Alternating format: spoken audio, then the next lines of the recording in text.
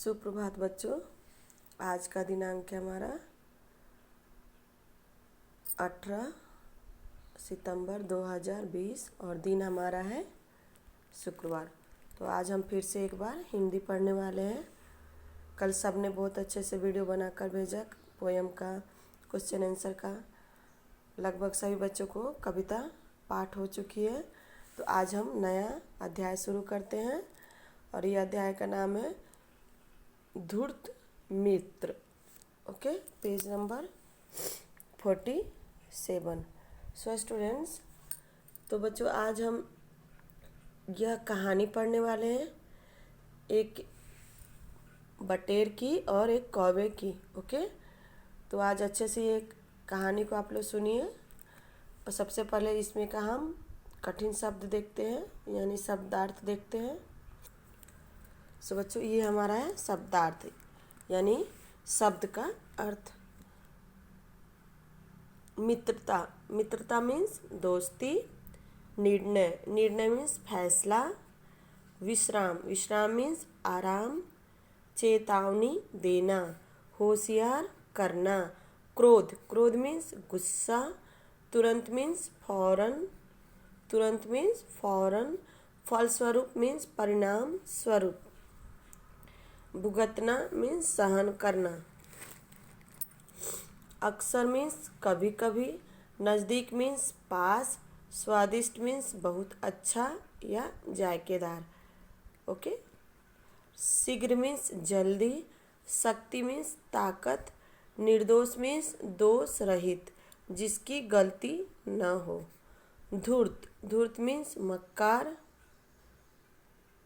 प्रयास मीन्स कोशिश। Okay student, तो ये आपका है शब्दार्थ। इस शब्दार्थ को आपको नोटबुक में क्यों लिखनी है, क्यों शब्दार्थ को लिखनी है। ओके, तो बच्चों चलो हम कहानी को पढ़ते हैं। अच्छे से ध्यान से सुनिए और मैं एक एक शब्द को अच्छे से पढ़ूंगी, आपको भी वैसे ही पढ़ना है। एक बाग में पेड़ पर एक कौवा और बटेर रहते थे। बटेर भी क्या है? बटेर भी पक्षी का ही नाम है। कौवा और बटेर कौन थे? दोनों दोस्त थे और वो एक पेड़ पर रहते थे। उन दोनों में घनिष्ठ मित्रता थी। मित्रता घनिष्ठ मतलब ज़्यादा। ओके, तो उनमें क्या थी? ज़्यादा ही दोस्ती थी। मतलब आपका जो बेस्ट फ्रेंड होते हैं ना, वैसे वो बेस्ट फ्रेंड थे। कई बार दोनों को भरपेट भोजन नहीं मिल पाता था, जिसकी वजह से दोनों अक्सर भूखे रह जाते थे। एक दिन दोनों ने भोजन की तलाश में नज़दीक के गांव में जाने का निर्णय किया। अब वो दोनों भूखे रह जाते थे, तो उन्होंने क्या निर्णय किया कि हम पास के गांव में जाएंगे। दोनों मित्र गांव की ओर उड़ चले। दोनों मित्र कहाँ गए? गांव की ओर उड़ चले। जब वे गांव के नज़दीक पहुँचे तो कौवे ने देखा कि एक आदमी अपने सिर पर मिट्टी के मटके में कुछ लिए जा रहा है। देखिए ये कौन है? आदमी है। ये क्या है? सर पर क्या लिया? मिट्टी के बर्तन, यानी ये मटका है। क्या है? मटका। वह एक दही वाला था। दही वाला मतलब जो दही बेचता है। ओके, सब्जी बेचने वाले को क्या बोलते हैं? सब्जी वाला। तो वैसे ही दही बेचने वाले को हम क्या बोलते हैं? दही बेचने वाला। ओके, जो अगले गांव में दही बेचने जा रहा था। जो ये दही वाला है, वो सर पर मटके में क्या लिया है? दही लिया है। और वो कहाँ जा रहा है? दूसरे गांव में दही बेचने को। मार्ग में एक विशाल वृक्ष देखकर दही वाले ने वहीं ठहरकर कुछ देर विश्राम करने का विचार किया। दही वाले ने क्या सोचा कि चलो थोड़ी देर विश्राम करते हैं, क्योंकि वो थक चुका था। विश्राम मतलब आराम करना। ओके, ऐसा सोचकर उसने मटका जमीन पर रखा और पेड़ के नीचे जाकर बैठ गया। मटके को कहाँ रखा? जमीन पर रखा। जमीन मतलब फर्श, धरती। वो कहाँ रखा? धरती के पास, धरती पर रखा।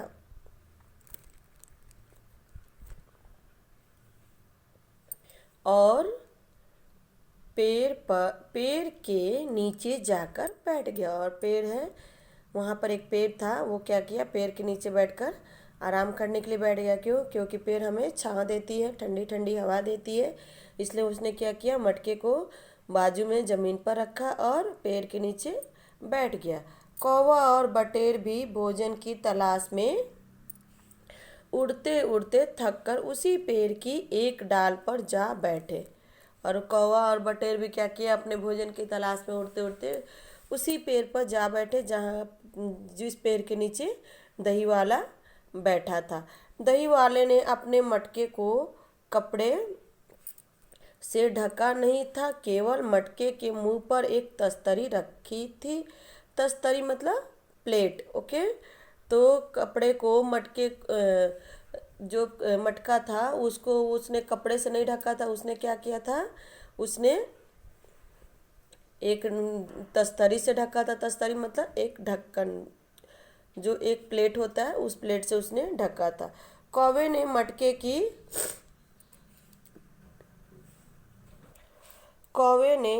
की तस्तरी हटाकर देखा और आकर बटेर से कहा, मित्र, उस आदमी के मटके में स्वादिष्ट दही है, चल कर उसका स्वाद चखने का प्रयास करते हैं।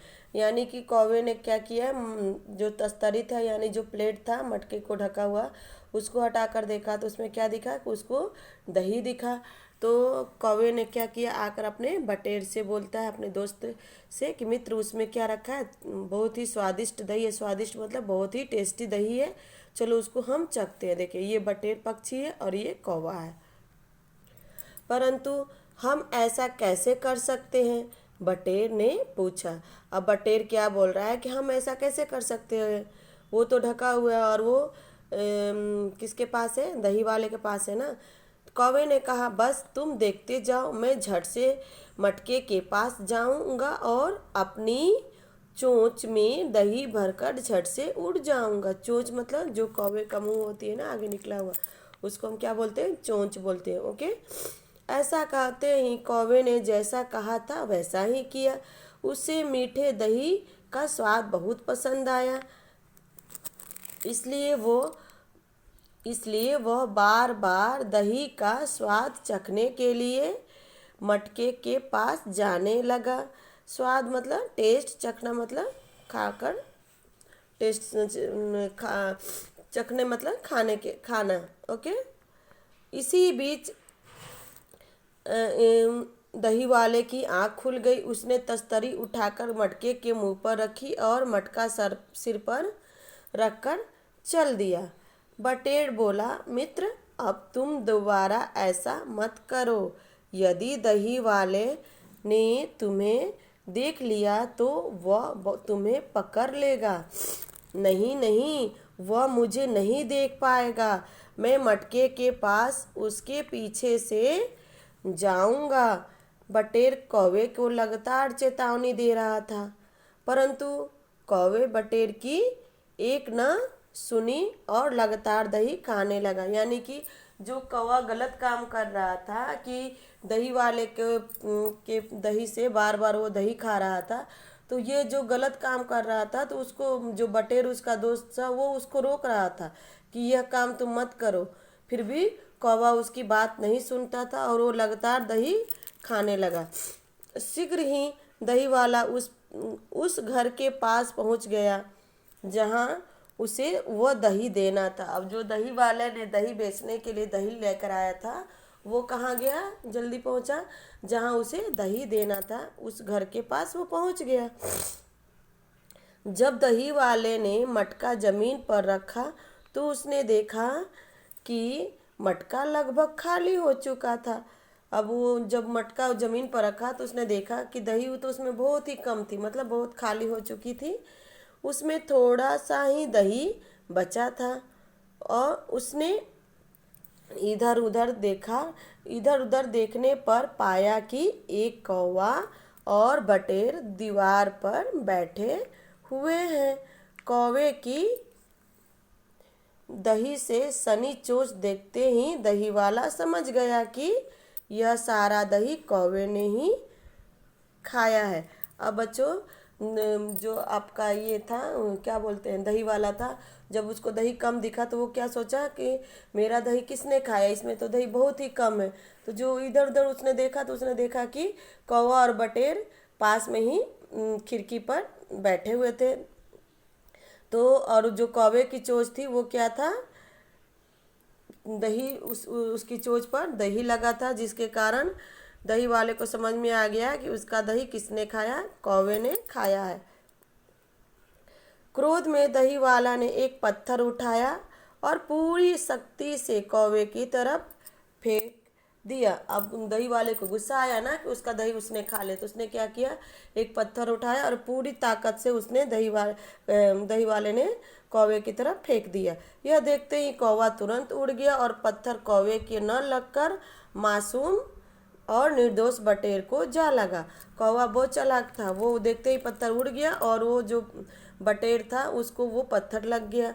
फलस्वरूप निर्दोष बटेर घायल होकर जमीन पर गिर गया। बेचारा बटेर देर से समझ पाया कि धूर्त कौवे की चालाकी तथा गलती का परिणाम उसे भी भुगतना पड़ सकता था।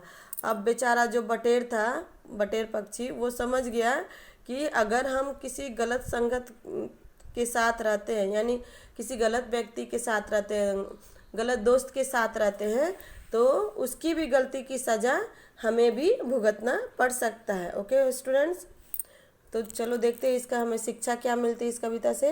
हमें कविता से यही शिक्षा मिलती है कि मनुष्य को धूर्त व्यक्तियों के साथ से बचना चाहिए, अन्यथा उनकी गलती का बुरा परिणाम उन्हें भी भुगतना पड़ सकता है।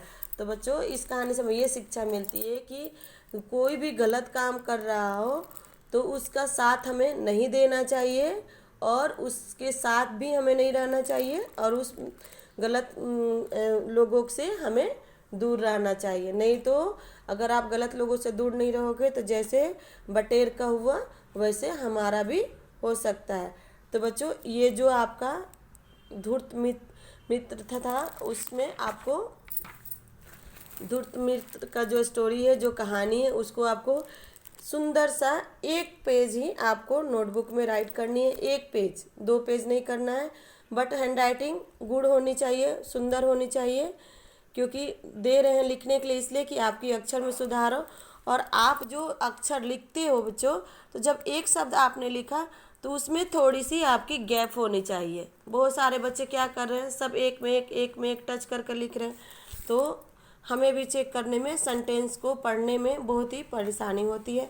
तो देखो कैसे हम लिखते हैं, जैसे हमने लिखा मित्र, तो ये हमारा शब्द हो गया ना।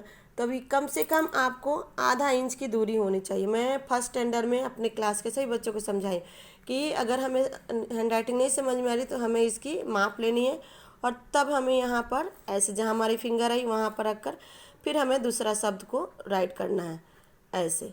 तो जब आप ऐसे लिखोगे तब आपकी हैंड राइटिंग अच्छी होगी, सुंदर होगी और हमें भी पढ़ने में आसानी होगी। ओके स्टूडेंट, तो आपको ये नोटबुक में एक पेज सुंदर सा लिखना है और बुक रीडिंग का ऑडियो बनाना है। बुक रीडिंग आपको दोनों पेजेस करनी है, 45 एंड 46। ओके, और शब्दार्थ को भी आपको राइट करना है। Okay students.